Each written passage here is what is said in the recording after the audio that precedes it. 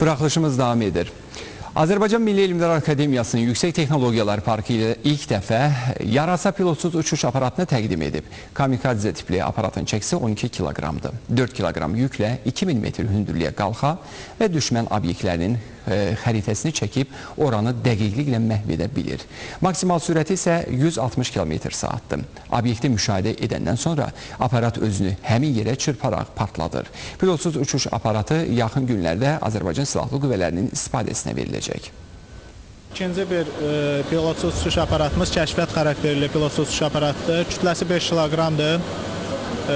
Kəşfiyyat xarakterli 2 saat ərzində uçuş eləyib, yenidən obyektə geri qayıtmaq imkanına malikdir. Daha çox havada qalma imkanına malikdir, daha sürətlidir və səsi ən əsası, yəni pilotsuz uçuş aparatlarında əsas özəlliklərdən biri səsdir.